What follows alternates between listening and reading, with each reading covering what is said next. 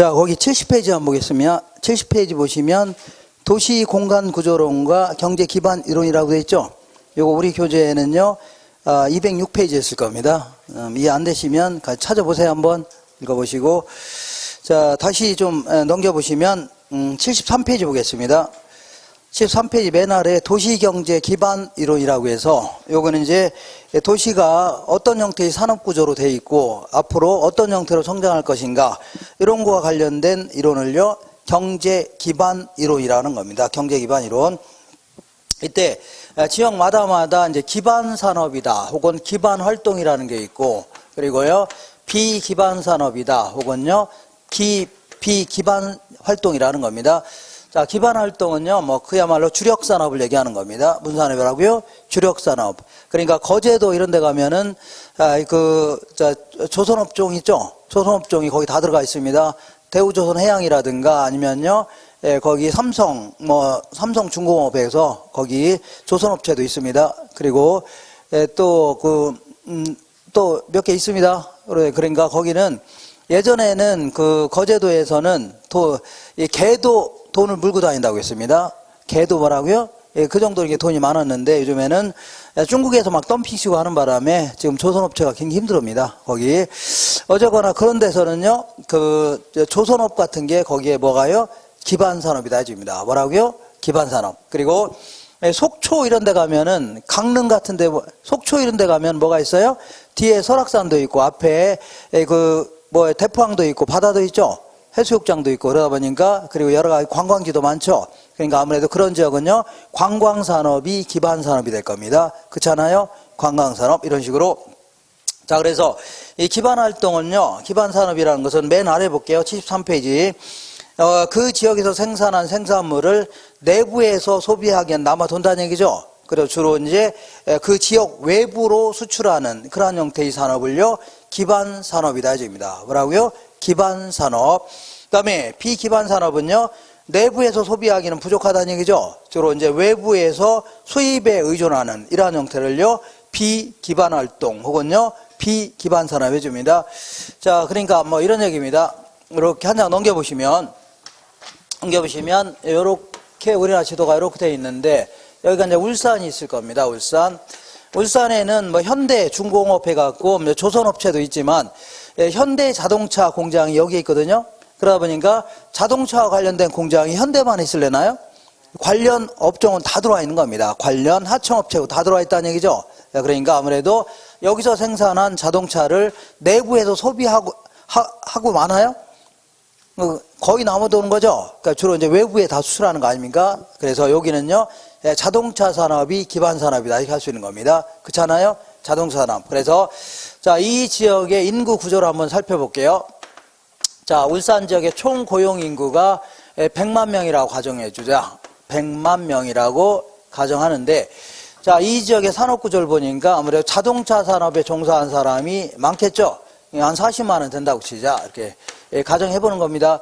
그 다음에 섬유 산업에 종사한 사람들 한 5만 명 된다고 치자.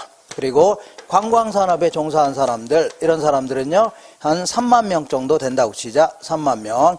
그러니까 우리 같은 부동산 업종에 종사한 사람들, 이런 사람들은요, 한 1만 명 정도 된다. 이렇게 할 수 있죠. 이렇게. 자, 이때 이제 LQ라는 게 있는데, 이걸 로케이션 쿼션 해갖고, 요거는요, 어떤 지역에서 어떤 산업이 기반 산업이냐 아니냐를 측정하는 척도입니다. 이게 척도예요. 그래서 예컨대 울산 지역의 자동차 산업의 LQ를 계산해봐라. 이렇게 한다면요. 이렇게 계산합니다. 이렇게 여기다가는 이제 전국의 자동차 산업에 대한 인구 비율이죠. 요거 집어넣습니다. 예를 들어서 전국의 자동차 산업의 인구 비율이 10%라 간주해보자.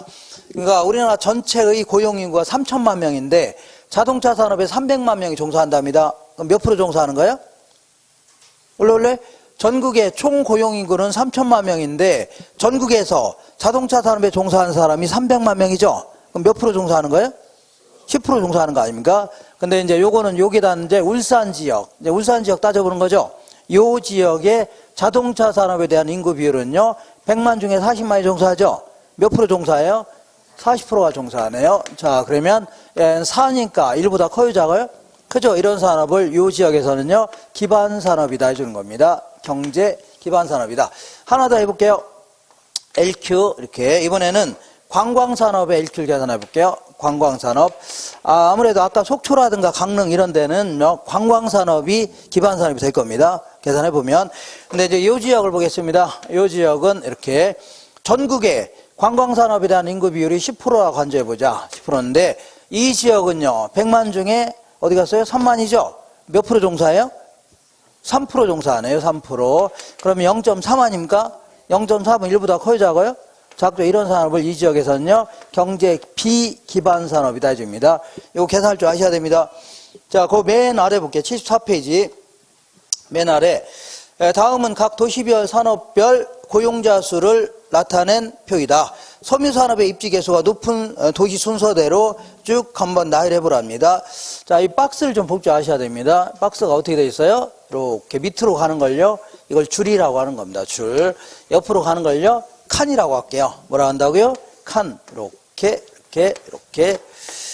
자, 그러면 거기 보니까 여기는 이제 A도시, B도시, C도시가 있고, 요거는요, 섬유산업, 요거는요, 뭐 전자산업 아닙니까? 전자산업 이렇게 돼 있고, 그 다음에 여기 보니까 자, 이거는 전국이라고 돼 있어 안 돼 있어요? 전국이라고 돼 있죠. 전국의 총 고용 인구가 2,000명이라는 얘기입니다. 2,000명.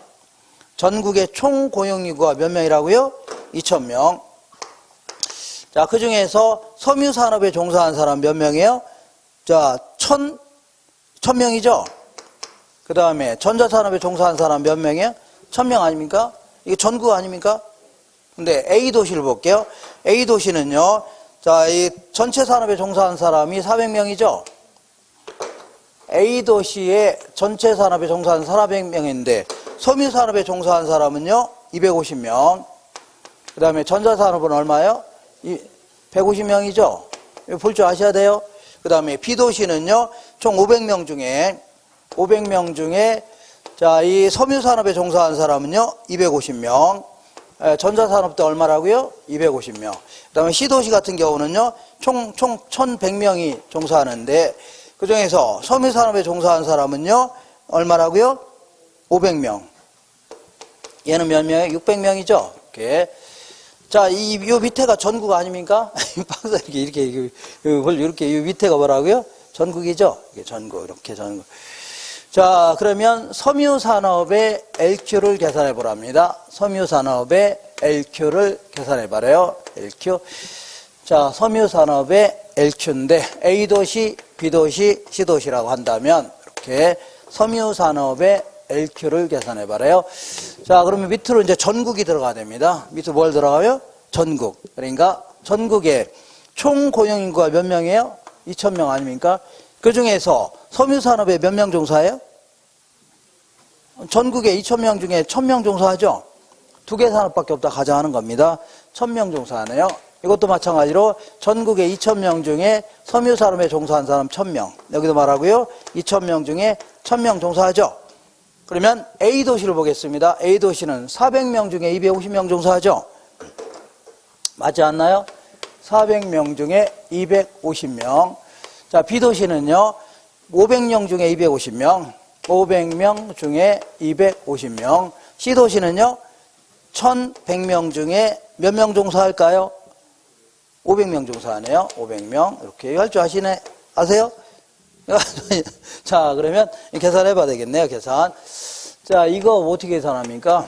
요거는 아마 1.25가 나올 겁니다. 1. 이건 얼마라고요? 0.92 이렇게 나올 겁니다. 아마 이렇게 한번 했던 건데 0.91 91이 나옵니다. 자, 그러니까 섬유산업의 입지 개수가 가장 높은 게 어떤 도시예요? A도시. 그 다음 뭐라고요? B도시. 그 다음은요? C도시. 이렇게 계산하면 돼요. 그래서 처음에 이렇게 차곡차곡 연습해야 돼요. 처음에 어떻다고요? 차곡차곡 볼 줄 아셔야 돼요. 무턱대고 막 빨리 하려고 하지 마시고 처음부터는요 차곡차곡 하시고, 그 다음에 이런 문제가 나오면요, 이런 문제 이거 적으셨나요? 이런 문제 나오면 일단 나누는 금액은 다 같아요? 달라요? 다 나누면 같잖아요. 그죠? 나누는 금액이 같잖아요. 그러면 요 위에 있는 것만 계산해도 상관없습니다. 이렇게 해서 어차피 순서만 얘기하면 되는 거죠. 순서만. 나눈 금액이 다 똑같으니까 순서만 얘기하면 될 거 아닙니까? 그죠? 그래서 요거는 박스에다 그냥 대고서 이거 나누기 이거에 지금 얼마 나오죠? 이거 얼마 나오냐면 0.625 나올 겁니다. 자, 그리고 이거를 요거 나누니까 얼마 나오냐면 이거는 1이 나옵니다. 얘를 요거 나누니까 0.45가 나올 겁니다. 이렇게. 그러면 얘가 가장 크죠? A, B, C 이렇게 얼른 답하시면 돼요. 이런 문제 나오면 순서에 따라서 물어보는 것은 이런 식으로 계산하는 게 가장 빠릅니다. 박스에다 그냥 대고. 아니, 요것만 계산하면 되죠? 400분의 250. 이것분의 이거. 나오죠? 그 다음에 이거는요, 500분의 250. 나오죠? 그 다음에 1100분의 500 하니까 나올 거 아닙니까? 금방 계산할 수 있습니다. 이렇게. 예? B가 얼마나요? 아, 이게 왜 1입니까? 0.5인데. 0.5잖아요. 250을 500을 하니까 0.5 아닙니까? 그래서 누가 그렇게 계산했습니까? 이게.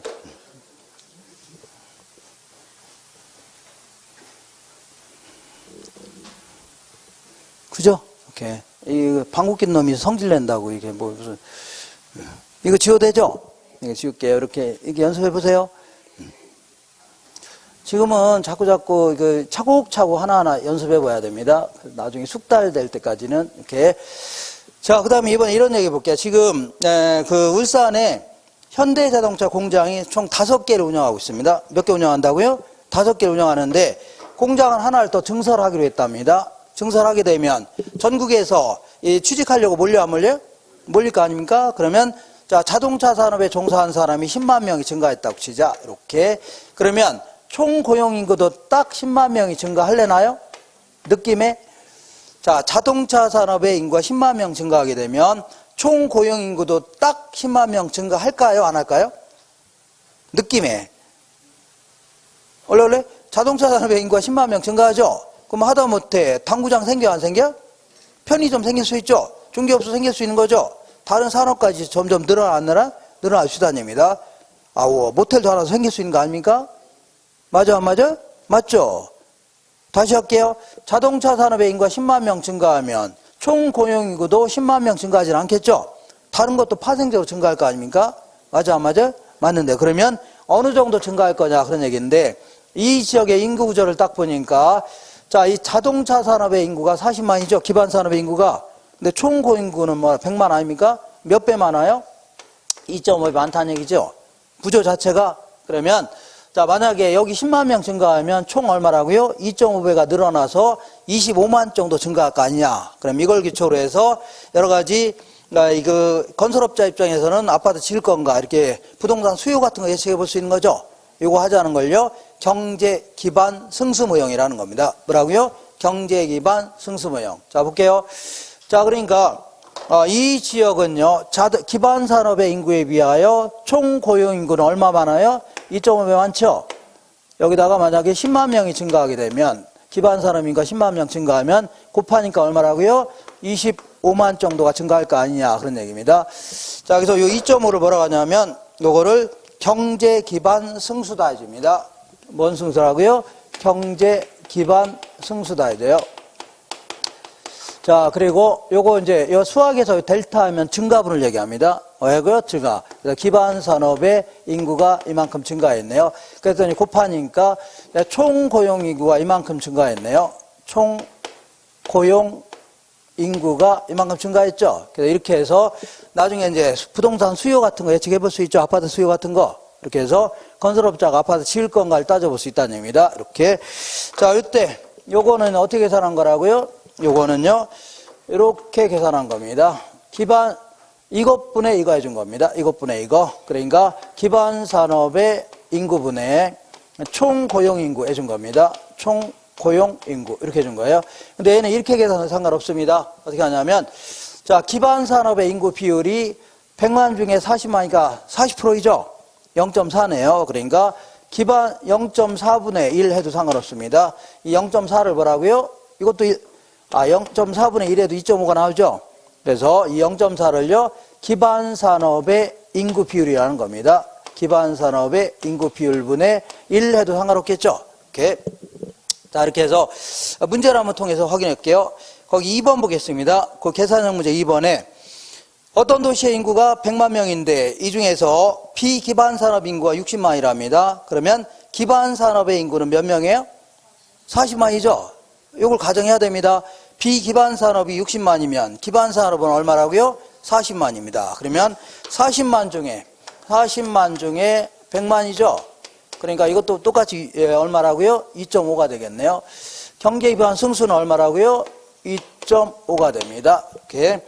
그러면 자, 이 경제 기반 승수를 이용할 때 기반 산업의 인구가 2만 명 늘어난다면, 얘가 2만 명이 늘어난다면, 자, 총 고용 인구는 전체 인구는 얼마나 증가하는가? 얘랑 얘랑 곱하면 되죠? 그럼 얘랑 얘랑 곱하니까 얼마라고요? 5만 명이 증가하겠네요. 5만 명. 그래서 5만을 답하시면 돼요. 이거 어려운 건 아닙니다. 뭐 이렇게 뭐 공식을 써보다 보니까 이렇게 그냥 어렵게 느껴지는 거지. 할만한 거예요. 되셨죠? 이렇게. 자, 오른쪽 보겠습니다. 오른쪽. 서술형 지문 알아볼게요. 오른쪽. 기반 산업은 입지 개수가 일보다 큰 산업이며 기반 산업이 성장하면, 그러니까 울산 지역의 자동차 산업이 성장할수록 고용이 촉진되어 인구 유입이 많아지죠. 취직하려고 막 달려들고, 그리고 이 지역의 자동차 산업 인구가 증가하면 다른 것도 파생적으로 증가하죠. 이렇게. 그러니까 유입이 많아져서 부동산 수요도 그만큼 증가하겠죠. 그렇게 하는 겁니다.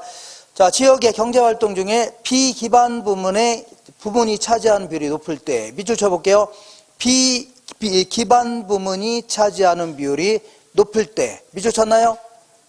밑줄 쳤죠? 그러면 그 밑에다가 비기반 부문의 기반 부문이 차지하는 비율이 높다는 얘기는요, 기반 산업의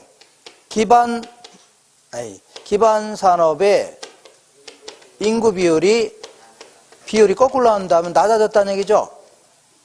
자, 다시 할게요. 비기반 부문이 차지하는 비율이 높다는 얘기는 거꾸로 한다면요, 기반 산업의 인구 비율이 낮아졌다는 얘기 아닙니까? 그죠? 그러면 자 보세요. 요게 비기반 산업의 인구 비율이 낮아지면 나누는 금액이 줄어들죠? 그럼 얘는 커지는 겁니다. 기반 수는 커지는 거예요. 알겠죠? 그래서 이때는요, 경제 기반 승수는요, 높게 나타나는 겁니다. 뭐라고요? 높게. 예를 들어서 기반 산업의 인구 비율이 예를 들어서 0.5분의 1이면 0.5분의 1이면 2거든요. 이죠? 2요 2. 1 나누기 0.5 2합니다. 근데 이게 이제 낮아진다면, 이게 낮아지면 0.2로 나눠진다면 이건 5가 됩니다. 5가 돼요. 이런 식으로 커지는 겁니다. 커져요. 이렇게. 무슨 얘기 하겠나요? 이렇게 하시면 돼요.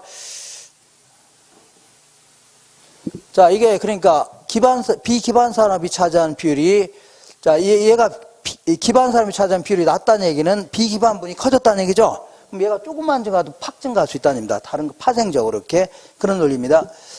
그러니까 약간 요건 아까 어려운 얘기네요. 어렵지 않나요? 이렇게 하시면 돼요. 아니, 비기반 부분이 차지하는 비율이 높다는 얘기는 거꾸로 한다면요, 기반 산업의 인구 비율이 낮아졌다는 얘기죠. 이게 기반 산업의 인구 비율 아닙니까? 이게 낮아지면 이 자체가 커지는 겁니다. 이러면 하세요. 이렇게. 그 다음에 자, 3번 볼게요. 경제 기반 승수 모형은요, 기반 산업과 고용 증가 등이 지역 전체에서 고용 인구 증가에 미치는 영향을 파악하기 위한 모형입니다.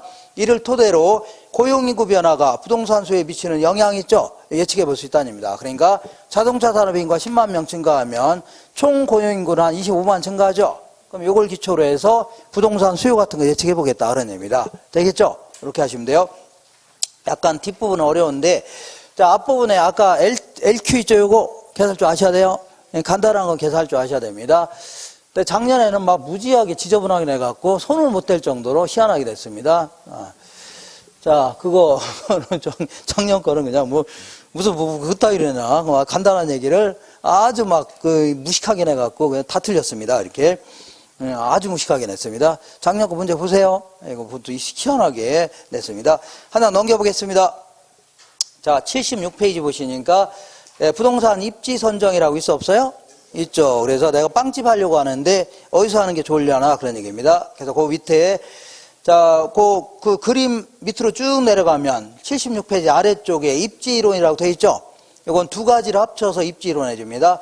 먼저 입지이론이라는 것은 주어진 용도에다가는 용도를 어디서 하는 게 좋을래나, 예를 들어 내가 빵집 하려고 하는데 빵집을 어디서 하는 게 가장 좋은 입지인가 있죠? 요거와 관련된 이론을요 입지이론 해줍니다. 근데 만약에 지하철 앞에 있는 땅을 가져올 수 있다면 이런 논리가 필요해요? 안 필요해요? 가져올 수 있다면 필요 없는 거죠? 근데 가져올 수 있어 없어요? 없죠. 그러니까 이거는 부동성 때문에 이런 이론이 나오는 겁니다.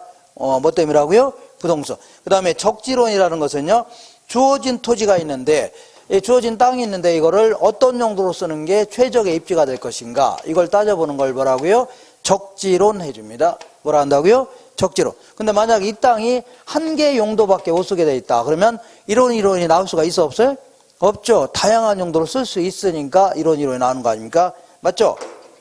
자, 그래서 우리 이제 입지론은 크게 주로 이제 외국에서 그 교수들이 내놓은 논문이죠. 요걸 중심으로 문제를 물어봅니다.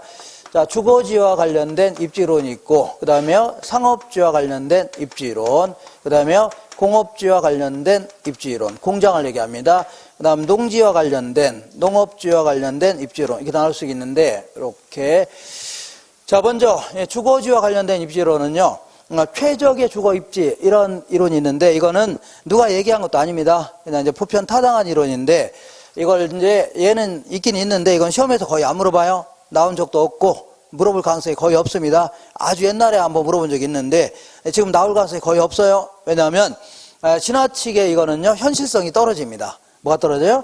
현실에 너무 떨어지기 때문에 이따 잠깐 얘기는 할 건데 거의 집착하지 마시고, 상업지와 관련된 입지이론부터 맨 먼저 크리스털러라는 사람이 얘기하는 중심지 이론이라고 있는데 요거는 정리가 되셔야 됩니다. 그리고 두 번째는요, 레일리라는 사람이 얘기하는 소매 인력 법칙이 있습니다. 요것도 정리가 되셔야 돼요. 그 다음에 허프라는 사람이 얘기하는요, 확률적 상권 모형이라고 있는데 요것도 정리가 되셔야 돼요. 자, 그리고 레일리의 이론을 살짝 응용해서 공식을 만든 사람이 하나가 있는데 이 사람이요, 컨버스라는 사람입니다. 이렇게. 자, 이 세 사람의 이론은 좀 정리가 되셔야 되고, 나머지 몇몇 사람이 얘기한 게 있는데 이런 것들은요, 한 마디 정도, 많게는요 두 마디 정도, 이게 간단히 하시면 돼요. 이렇게. 그 다음 이제 공업지와 관련된 입지론은요, 베버라는 사람이 내놓은 최소 비용 이론이라고 있는데 요거는 이제 정리가 되셔야 됩니다. 그 다음에 이제 농업지와 관련된 입지론은요, 티넨이라는 사람이, 이 사람 들어봤어요? 안 들어봤어요? 오늘 여러 번 나오네, 이 사람. 자, 이 사람이 얘기하는 고립국 모형이라는 게 있습니다. 요거 정리가 되셔야 돼요. 그래서, 우리 이제 이 입지론은 그 책을 보면 아주 방대해 보입니다. 굉장히 많아 보이는데 사실은요, 다섯 사람의 이론이죠. 요걸 정리해서 시험장에 가는 게, 주된 목표입니다. 그리고 다른 사람 한두 명 정도 더 있는데, 이런 사람은요, 거의 안 물어봐요. 그리고 간단히 한 마디 정도만 기억하시면 돼요. 그래서 요거는 일단 소속은 어디 소속인지는 알아야 돼, 몰라야 돼요? 알아야 될 거 아닙니까? 얘가 이쪽 소속인지, 얘가 저쪽 소속인지 알아야 되죠? 그죠?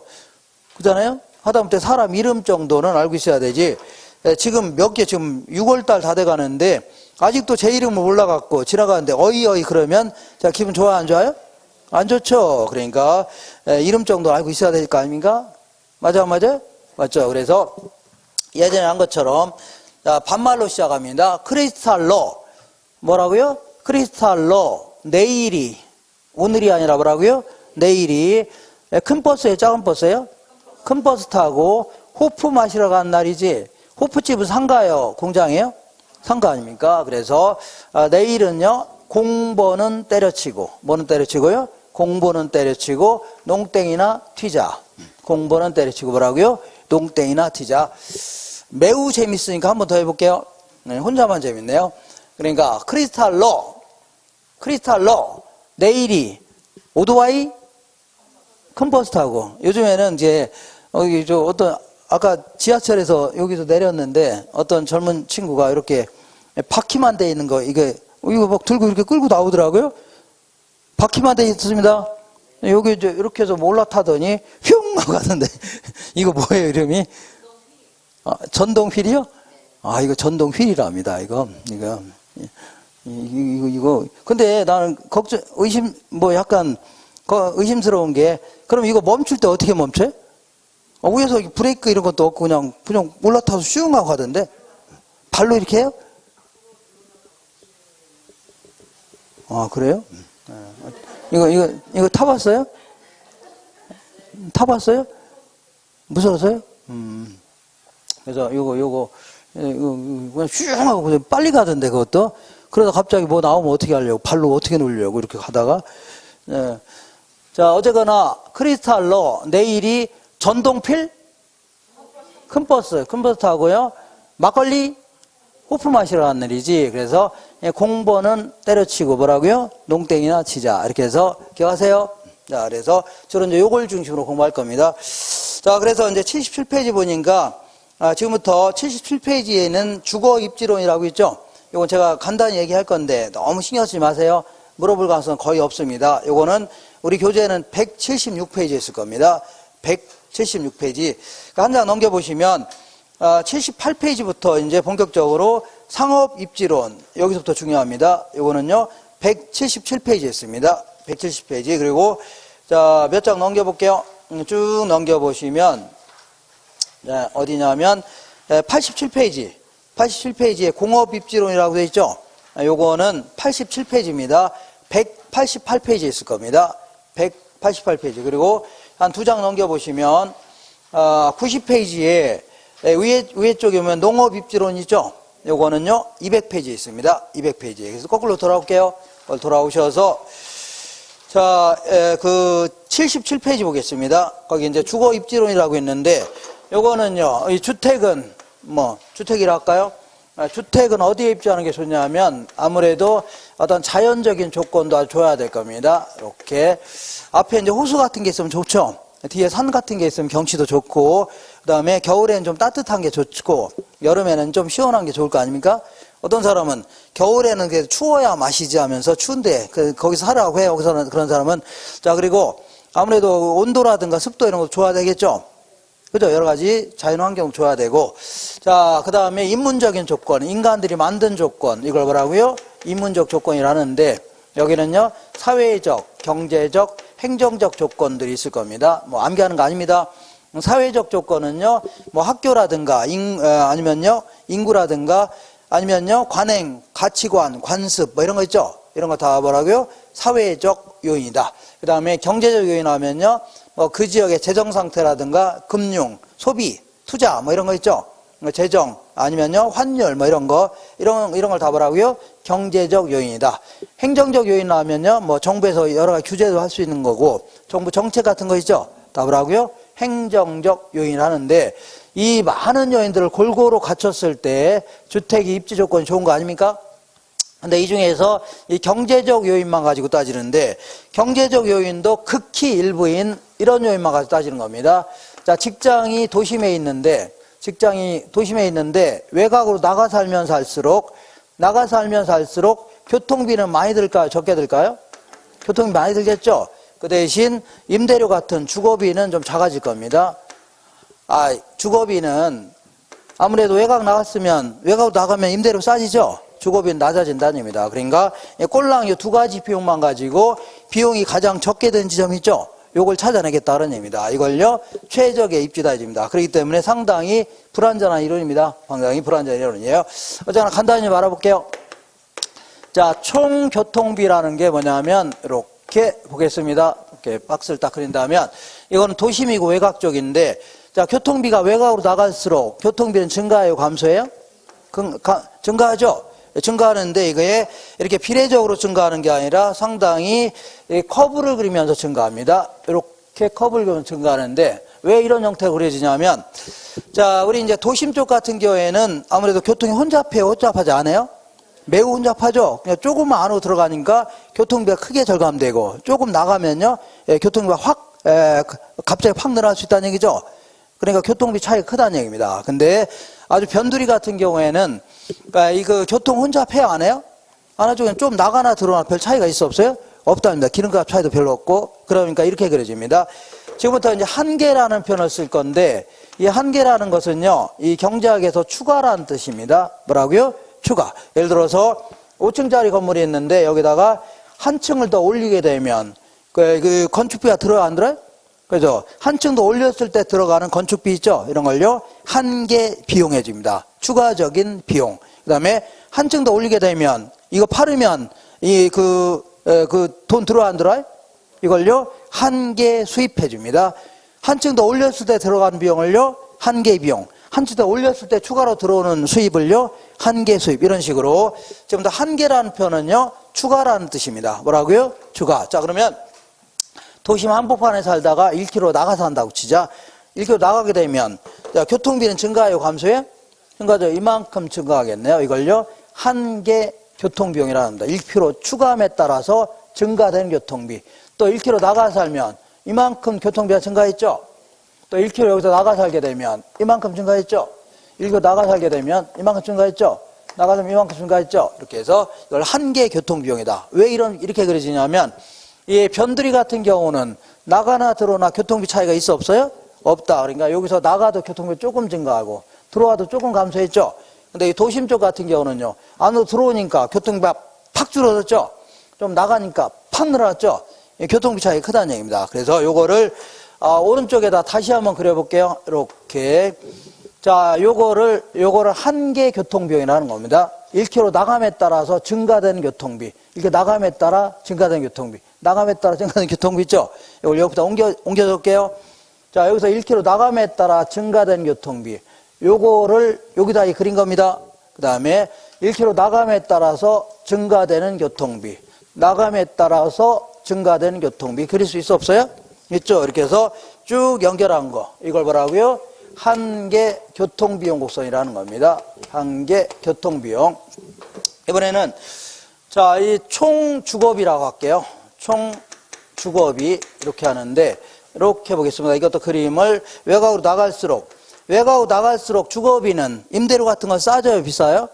싸질 거 아닙니까? 이것도 마찬가지로 이렇게 비례적으로 감소하는 게 아니라 커브를 그리면서 감소합니다. 어떤 식으로요? 이러한 형태로 이제 감소합니다. 이런 식으로.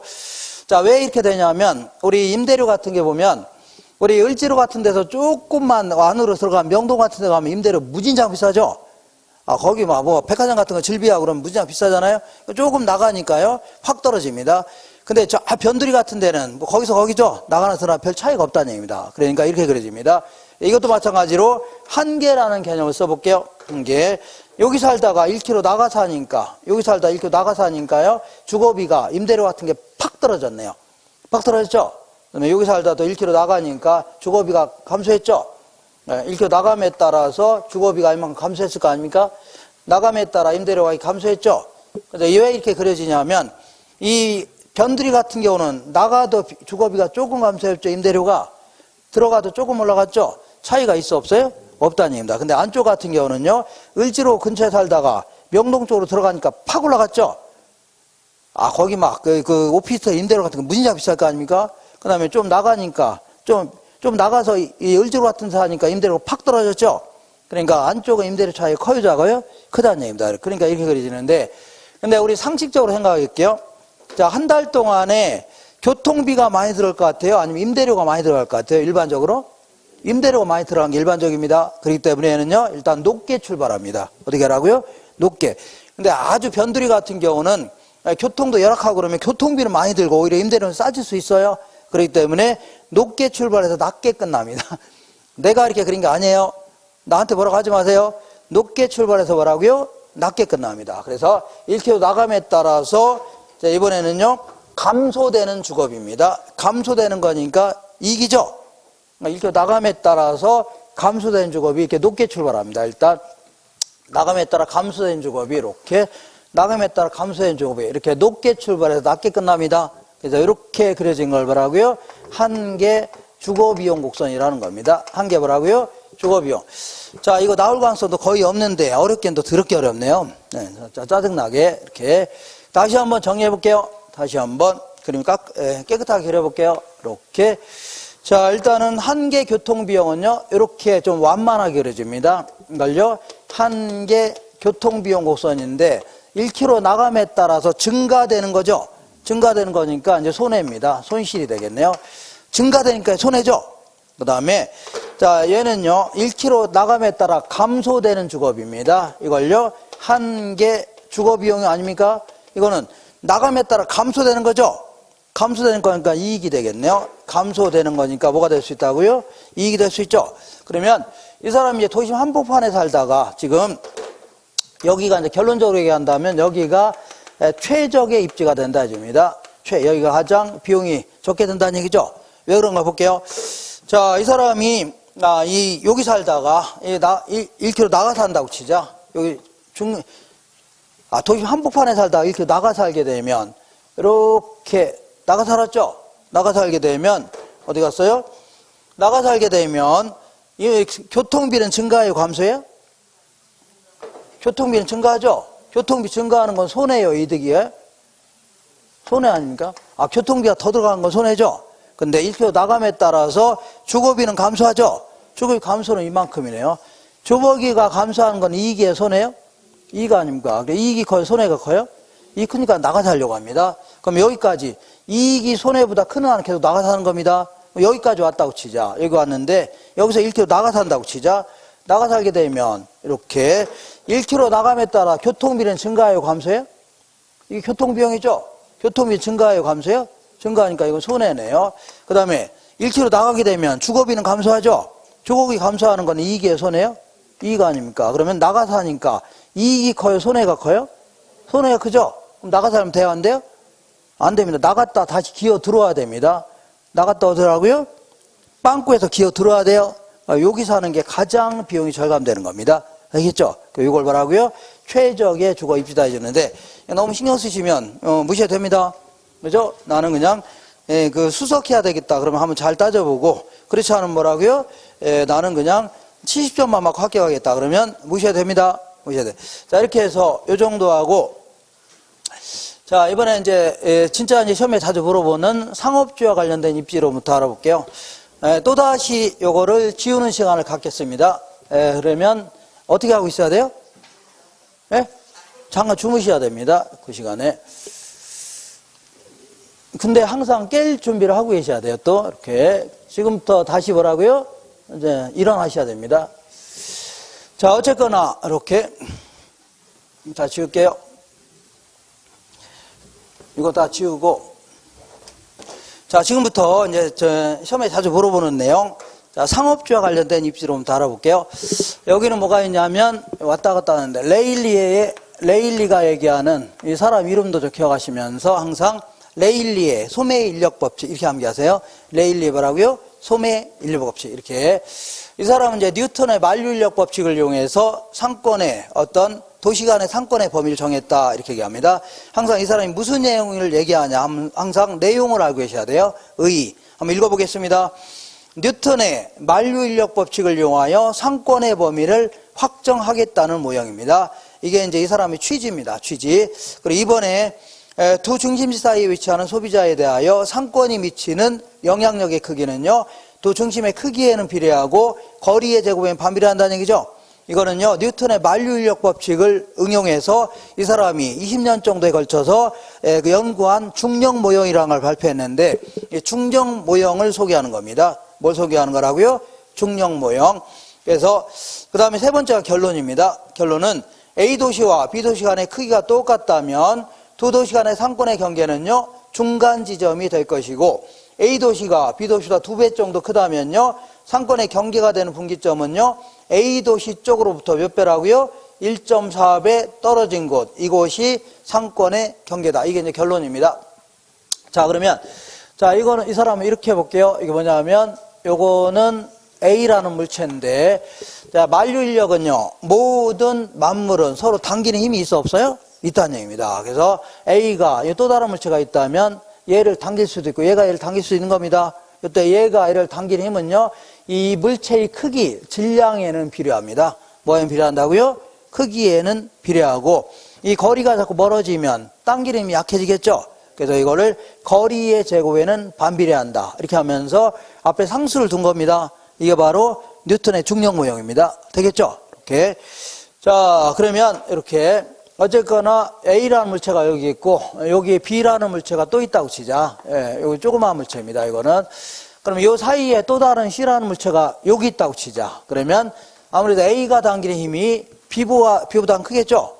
그러니까 A 쪽으로 가서 달라붙을 겁니다. 만약에 여기에 또 다른 물체가 있다면요. B가 땅 이름이 크겠죠?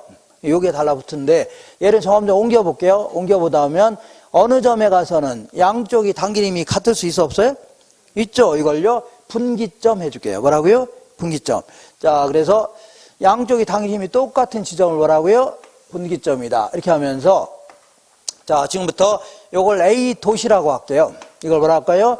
B 도시다. 이걸요, 뭐 C 도시라고 할게요. 분기점을. 자, 보통 이제 도시의 크기는 뭘로 따져요? 인구로 따집니다. 인구. 남양주 같은 경우는 50만이 넘어가기 때문에 이걸요, 대도시 해줍니다. 대도시. 그래서 population A 해줄게요. 이거 뭐라고요? population B. B 도시의 인구. 이거는요, A 도시의 인구. 그 다음에 자, 여기까지 거리가 있고 이제 거리가 있을 텐데 이 거리를요, distant A라고 할게요. 이걸요, distant B. distant라는 것은요, 그 거리라는 뜻입니다. 거리. 자, 지금부터 제가 얘기하는 것은요, 그냥 듣기만 하세요. 시험에 안 물어봅니다. 계산할 줄만 알면 돼요. 할 줄 아시고 지금 얘기하는 것은요, 어떻게 하라고요? 그냥 너는 떠들어라. 나는 듣기만 하겠다 하시면 돼요. 자, 먼저 유인력이라는 게 뭐냐면 당기는 힘을 얘기합니다. 뭐라고요? 당기는 힘. A도시가 얘를 당기는 힘을 계산해 볼게요. 당기는 힘은요, 우리 중력 모형에 따라서 자, 이 도시의 크기에는 필요합니다. 얘가 커지면 얘도 같이 커지죠. 그 다음에 거리가 자꾸 멀어지면 당기는 힘이 약해지는 거죠. 근데 뉴턴의 중력 모형에 따라서 거리의 제곱에는 반비례한다는 얘기죠. 그리고 여기에 이제 K라는 상수를 뒀는데 이거 무시해도 됩니다. 이렇게. 이게 바로 A도시가 당기는 힘입니다. 이번에는 유인력. 자, B도시가 당기는 힘을 계산해 볼게요. B도시가 얘를 당기는 힘을 계산해 볼게요. 그러면 도시의 크기에는 필요하죠. B에는 필요할 거 아닙니까? 그 다음에 거리는요, DB의 제곱에는 반비례하죠. 이렇게. 근데 이 분기점에서는 양쪽이 당기는 힘이 같아요, 달라요? 분기점에서 같다고 했죠? 그럼 A도시가 당기는 힘은 요거고 B도시가 당기는 힘은 요거 아닙니까? 얘랑 얘랑 같아요, 안 같아요? 같죠. 그러니까 자, 듣기만 하시라고 했죠? 이 분기점에서는 얘랑 얘랑 같다는 얘기입니다. 그래서 DA의 제곱분의 PA는 자, DB의 제곱분의 PB라는 얘기죠. 그러면 요걸 집에 가셔서 아드님한테 바꿔놓으라고 했는데 못 바꿨다. 그러면 그냥 칭찬하시면 됩니다. 아이고 잘했네. 이렇게. 자, 어쨌거나 이렇게 DA 대 DB는요, 이렇게 루트가 나옵니다. 루트가 나오니까 어떻게 반가워요? 재수 없어요? 일단 재수 없습니다. 이렇게. 어쨌거나 이게 PB분의 PA 대 이렇게 됩니다. 이렇게. 자, 다 필요 없고. 중개활동에 전혀 아무 상관없는 것들입니다. 자, 이런 거 자꾸 고객들한테 얘기하면요, 재수 없다고 다른 데 갑니다. 루트 이런 거 얘기하면. 그러니까 DA 대 DB는 뭐라고요? 루트 PB분의 PA 대 1 이렇게 됩니다. 자, 그러면 만약에 양쪽 도시가 똑같다. 여기도 1000명, 여기도 1000명이라는 얘기죠. 그럼 루트 1000분의 1000이니까 루트 1이 되겠네요. 이거 대 1이 됩니다. 자, 루트를 없애야 되는데, 루트를 없애려면요, 루트 4다. 그러면 이걸 제곱의 형태로 바꿔놓으면 돼요. 제곱의 형태. 그러니까 4는 뭐의 제곱이라고요? 2의 제곱이니까 이렇게 없어집니다. 2만 남아요. 이렇게. 그럼 질문해 볼게요. 루트 36이다. 그럼 어떻게 돼요? 6의 제곱 아닙니까? 6의 제곱. 6의 제곱이니까 얘랑 얘랑 없어져요. 6만 남습니다. 근데 얘는요, 1의 제곱은 그냥 1입니다. 그죠? 그러니까 얘랑 얘랑 없어지니까 1대1 이렇게 되는 겁니다. 그러니까 양쪽 도시의 크기가 똑같다면요, 인구가 똑같다면요, 1대1 이렇게 해서 딱 상권이 어디 간다고요? 중앙이 가는 겁니다. 딱 중앙. 알겠죠? 근데 만약에 여기는 1000명이고 여기는 2000명이다. 그러면 루트 1000분의 2000이죠? 아닌가요? 1000분의 2000 루트 2 아닙니까? 1인데 루트 2는요, 이걸 제곱의 형태로 바꿀 수가 없습니다. 공학용 계산기 이런 거 있어야 되는데, 근데 여기는요, 이렇게 해주면 돼요. 1.4를 두 번 하면요, 1.4를 두 번 하면 2가 됩니다. 거의 2가 돼요. 그러면 얘랑 얘랑 없어지는 거죠. 그러니까 이때는요, 1.4 대 1 이렇게 됩니다. 그래서 A도시가 B도시가 2배 정도 크다면요, 상권의 경계는요, A도시 쪽으로부터 1.4배 정도 떨어진 것이죠. 요것이 상권의 경계가 되면서 이런 식으로 상권이 정해지는 겁니다. 이렇게. 그래서 여기 있는 사람 다 이쪽으로 간다는 얘기고 여기 있는 사람 저쪽으로 간다는 얘기죠. 이렇게. 지금까지 한 거 딱 한 번 더 읽어볼게요. 내용을 읽어보겠습니다. 내용 1번에 뉴턴의 만류인력 법칙을 이용하여 상권의 범위를 확정하겠다. 이게 바로 취지입니다. 취지. 자, 2번이 바로 중력 모형을 소개하는 겁니다. 두 중심지 사이에 위치하는 소비자에 대하여 상권이 미치는 영향력의 크기는요, 두 중심의 크기에는 비례하고 거리의 제곱엔 반비례하죠. 요거가 중력 모형을 소개하는 거고, 3번이 결론입니다. A도시 B도시 간의 크기가 똑같다면 두 도시 간의 상권의 경계는요, 딱 중간 지점이 될 것이고, A도시가 B도시보다 2배 정도 크다면요, 상권의 경계가 되는 분기점은요, A도시 쪽으로부터 몇 배라고요? 1.4배 떨어진 곳이 상권의 경계가 되는 겁니다. 자, 이렇게 해서 요 정도 이렇게 해서 아시면 되고, 그 취지만 잘 아시면 돼요. 그리고 이따 계산만 할 줄 아시면 돼요. 뭐만 할 줄 알면 된다고요? 계산할 줄 알고 지금 얘기한 거 3가지 있죠? 요거만 다 읽어보시면 돼요. 자, 근데 이제 컨버스라는 사람은요, 컨버스 맨 아래, 자, 큰 버스 있어 없어요?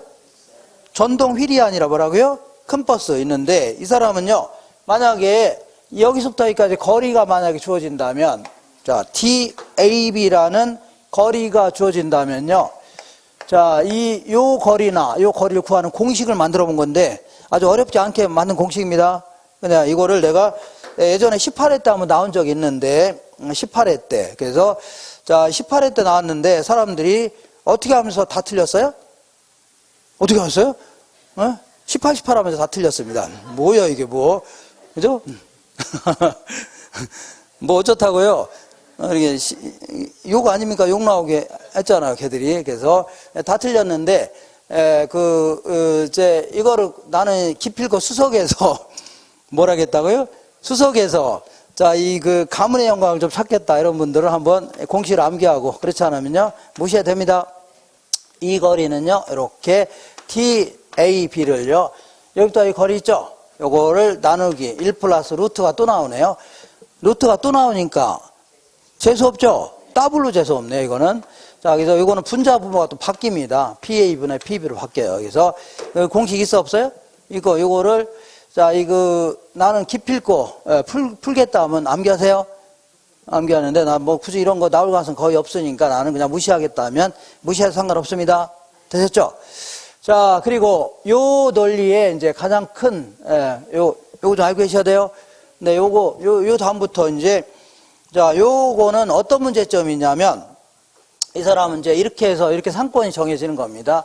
이렇게 상권이 정해진다는 얘기죠. 여기는 마을 사람 다 이쪽으로 간다는 얘기고, 여기는 마을 저쪽으로 간다는 얘기죠.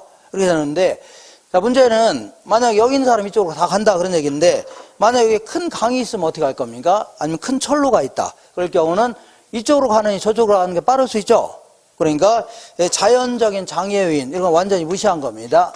장애 요인도 완전히 무시했고, 두 번째는요, 여기 있는 사람이 고소득층 계층이다. 고소득층 계층일 경우는 조그만 도시 가봐야 명품 있어 없어요? 없죠. 그러니까 아예 어디로 가요? 대도시 가려고 하죠. 맞아? 그죠? 그러니까 이 사람들의 어떤 구매 성향 이런 거 완전히 무시한 거 아닙니까? 맞죠?